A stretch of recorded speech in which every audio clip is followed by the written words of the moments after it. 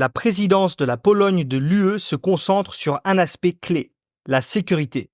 Par exemple, le gouvernement polonais actuel soutient activement l'initiative East Shield, un projet de 2,3 milliards d'euros visant à renforcer ses frontières nord et avec la Russie et la Biélorussie. Il s'agit d'une barrière composée d'un mur, de fils de fer barbelés, de dents de dragon, de champs de mines et de fossés pour protéger le territoire de l'UE contre les agressions venant de l'Est.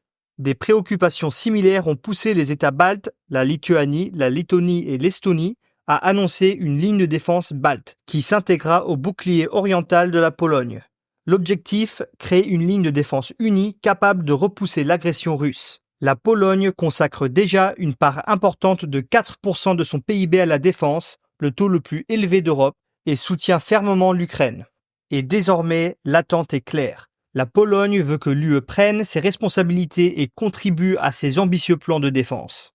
En simples termes, la Pologne appelle à des budgets militaires plus importants et à une industrie de défense renforcée. We need to find more common thinking on defense spending. So pretty much more money about protection of the borders, external borders of the EU, because either we will have safe external borders or the borders within Europe will reappear, and about common purchasing of ammunition and other military equipment, because it simply makes sense.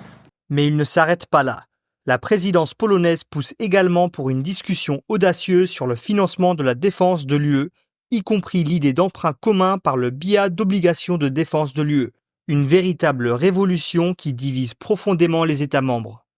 Europe de la sécurité. C'est le slogan de la Pologne pour sa présidence de l'UE durant ces 6 mois. Leur agenda ambitieux est axé sur la sécurité sous toutes ses formes. Défense, protection des frontières, désinformation et ingérence étrangère, sécurité et liberté des entreprises, transition énergétique, agriculture compétitive et sécurité sanitaire. Mais attendez, n'est-ce pas Ursula von der Leyen la présidente de l'UE ? Eh bien, vous avez absolument raison. Mais ce ne serait pas l'UE si les choses n'étaient pas un peu plus compliquées. Croyez-le ou non, l'UE n'a pas un, ni deux, mais 4 présidents. Oui, 4. Tout d'abord, nous avons la présidente de la Commission européenne, Ursula von der Leyen. Pensez à elle comme la PDG de l'UE.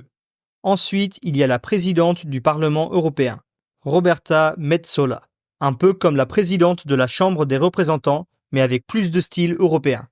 Ensuite, le président du Conseil européen, Antonio Costa, c'est lui qui coordonne les réunions des chefs d'État et de gouvernement.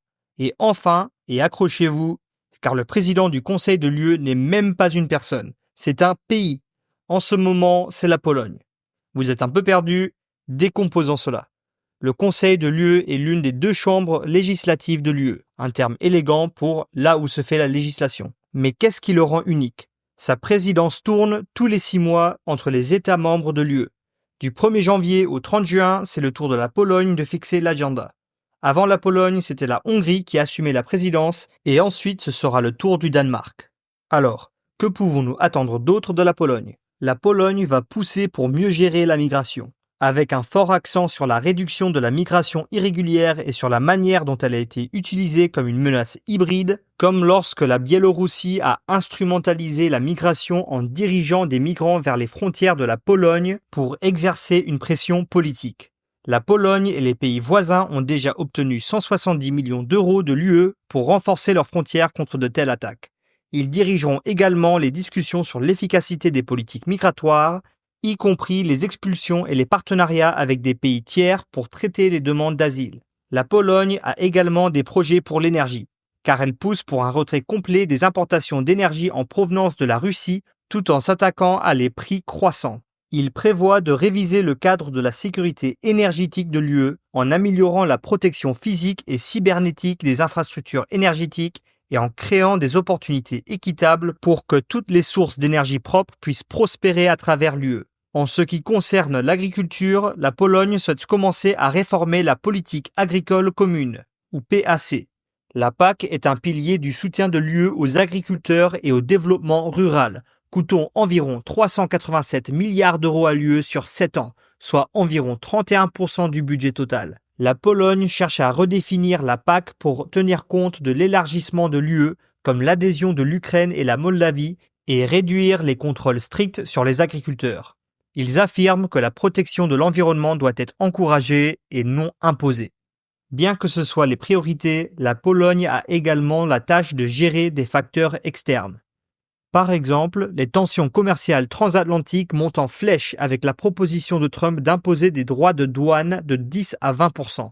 Cela serait un énorme test pour l'unité de l'UE, surtout avec l'Allemagne et la France, toutes deux confrontées à des turbulences politiques internes. L'UE devra être prête à riposter et puisque Trump a l'habitude de contourner la Commission européenne pour traiter directement avec les pays individuels, le Tusk polonais pourrait se retrouver dans une position idéale pour naviguer à travers ces défis. Et puis bien sûr, il y a l'Ukraine. La Pologne devra gérer un nouveau paquet de sanctions, tout en coordonnant le soutien financier et militaire pour son voisin dévasté par la guerre. Mais la tâche la plus délicate, gérer la proposition de l'accord de paix de Trump qu'il affirme pouvoir imposer en une seule journée, mais si on est honnête, ça va être un peu plus compliqué que ça. Donc oui, surtout après la Hongrie, la présidence des 6 mois de Pologne arrive avec des attentes très élevées. Tusk l'a dit lui-même. Frankly speaking, the expectations are really high, especially after Hungarian presidency, and I am not sure that I am able to fulfill all these expectations. It's not easy. Alors, la Pologne peut-elle réussir ? Certains soutiennent que les pressions internes limiteront la Pologne dans sa présidence de 6 mois de l'UE, car le parti de Tusk est en compétition pour l'élection présidentielle polonaise en mai de cette année. Par conséquent, la Pologne pourrait privilégier les intérêts nationaux avant ceux de l'Europe, notamment en matière de migration, de commerce, d'énergie ou de protection du climat. Néanmoins, beaucoup considèrent la Pologne comme une amélioration significative par rapport à la Hongrie sous Orbán, qui a lancé des missions diplomatiques dissidentes pour rencontrer Poutine et Xi Jinping, agissant presque comme un président autoproclamé de l'Europe. Mais n'hésitez pas à nous dire ce que vous pensez des priorités de la présidence polonaise et si vous pensez qu'elles réussiront à atteindre leurs objectifs. Et n'oubliez pas de vous abonner pour plus d'analyses et de liker la vidéo si vous avez apprécié. Merci de nous avoir regardés et à la prochaine!